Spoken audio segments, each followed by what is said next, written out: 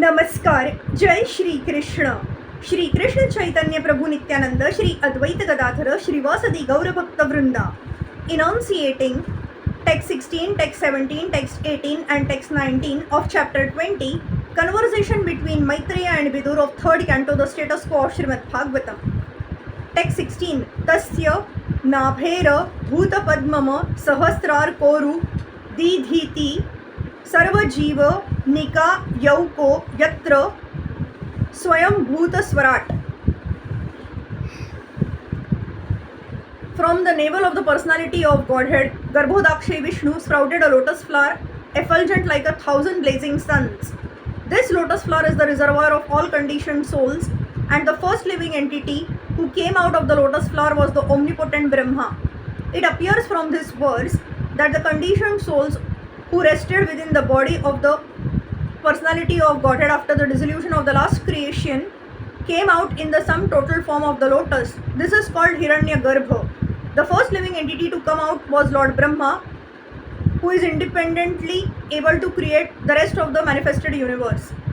The lotus is described here as effulgent as the glare of 1,000 suns.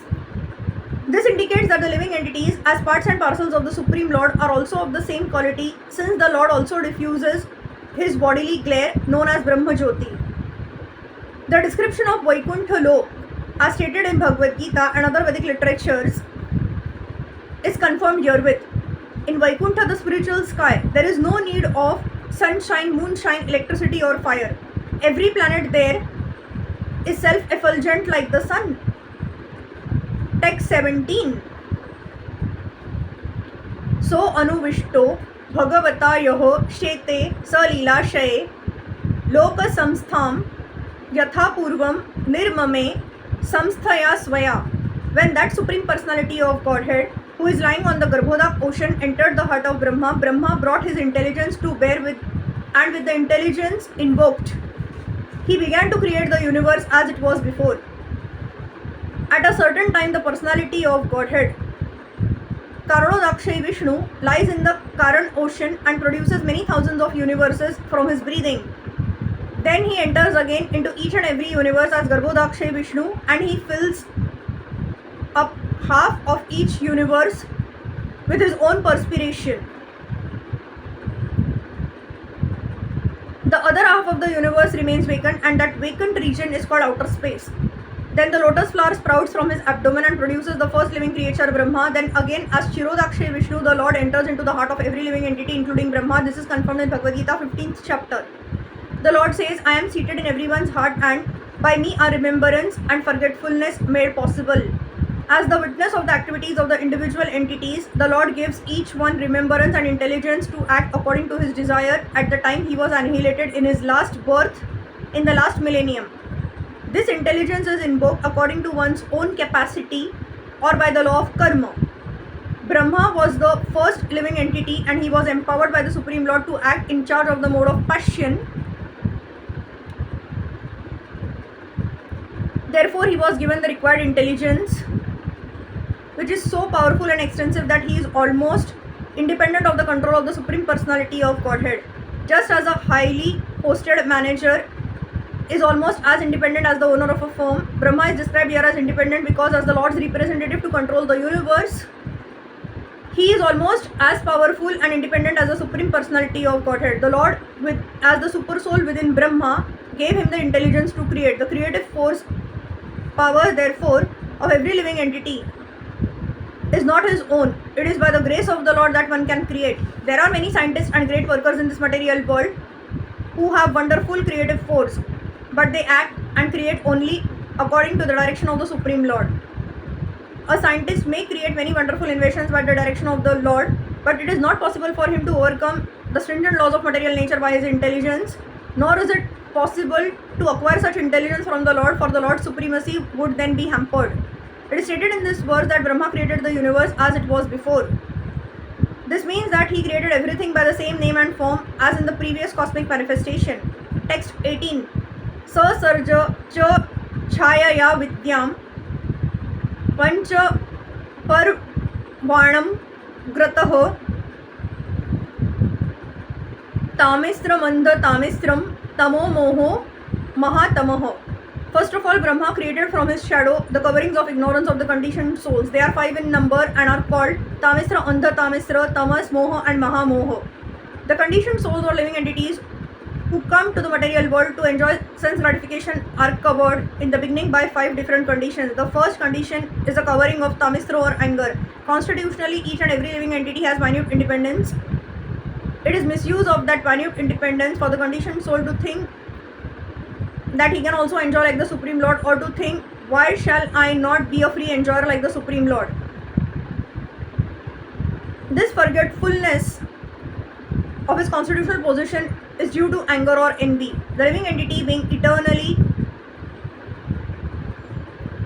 apart and partial servitor of the Supreme Lord, can never by constitution be an equal enjoyer with the Lord. When he forgets this, however, and tries to be one with the Lord, his condition is called Tamisra. Even in the field of spiritual realization, this Tamisra mentality of the living entity is hard to overcome. In trying to get out of the entanglement of material life, there are many who want to be one with the Supreme. Even in their transcendental activities, this lower grade mentality of Tamisra continues. Andha Tamisra involves considering death to be the ultimate end. The atheists generally think that the body is the self and that everything is therefore ended with the end of the body. Thus, they want to enjoy material life as far as possible during the existence of the body. Their theory is, as long as you live, you should live prosperously. Never mind whether you commit all kinds of so-called sins. You must eat sumptuously, beg, borrow and steal, and if you think that by stealing and borrowing you are being entangled in sinful activities for which you will have to pay, then just forget that misconception, because after death everything is finished. No one is responsible for anything he does during his life. This atheistic conception of life is killing human civilization, for it is without knowledge of the continuation of eternal life. This Andha Tamisra ignorance is due to tamas, the condition of not knowing about anything of the spirit soul is called tamas.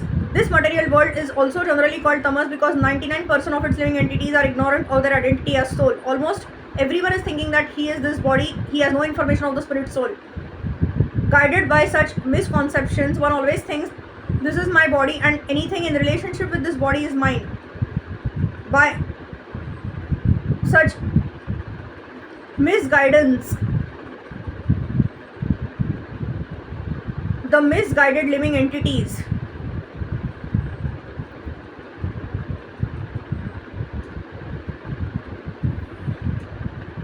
are prone to sex life, which is the background of material existence. Actually, the conditioned souls in ignorance in this material world are simply guided by sex life, and as soon as they get the opportunity for sex life, they become attached to so-called home, motherland, children, wealth and opulence. As these attachments increase, moha or the illusion of the bodily concept of life also increases. Thus the whole idea that I am this body and everything belonging to this body is mine also increases, and as the whole world is put into moha, sectarian societies, families and nationalities are created and they fight with one another. Mahamoha means to be mad after material enjoyment. Especially in this age of Kali, everyone is overwhelmed by the madness to accumulate paraphernalia for material enjoyment. These definitions are very nicely given in Vishnu Puran, wherein it is said, Tamo aviveko mohoh syad antah karna vibhramaha mahamohastu vidneyo gramya bhoga sukhai shana maranam hi andha tamisram tamisram krodha uchyate avidya pancha parvaisha pradurbhuta mahatmanah. Text 19.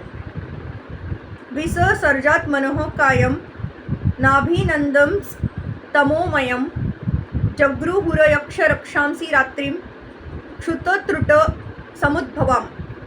Out of disgust, Brahma threw off the body of ignorance, and taking this opportunity, Yakshas and Rakshasas sprang for possession of the body which continued to exist in the form of night. Night is the source of hunger and thirst. Hare Krishna, Krishna Krishna, Hare Hare, Hare Ram, Ram Ram, Hare Hare.